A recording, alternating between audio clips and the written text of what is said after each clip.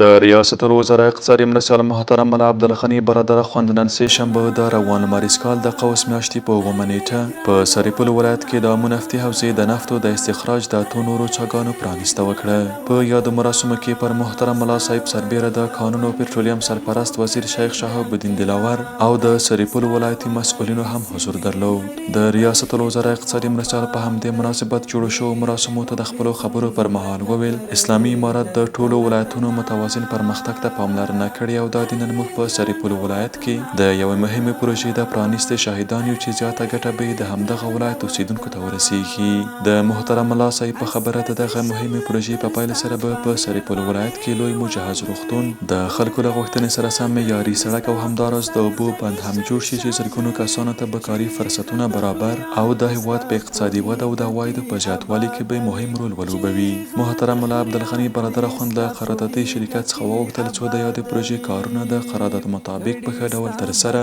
او د سرپل ولایت د اوسیدونکو اړتیاوو ته په کتو دې په دغه ولایت کې عامل منفعه پروژې بشپړې کړي. د یادولو وړ ده چې د امو نفتي حوزې د اتو نورو چاګانو په فعالېدو سره به د نفتو په استخراج کې په ورځني ډول 800 متر مکعب زیاتوالی راشي او ټاکل شوی چې په نږدې راتلونکي کې به یې 10 نورې چاګانې هم فعالې شي. د امو نفتي حوزه کې اوس مهال 350 انجینران او 550 کسان په مستقیم ډول پر کار مصروف دي چې د اتو نورو چاګانو په فعالېدو سره به په شمېر کې زیاتوالی راشي.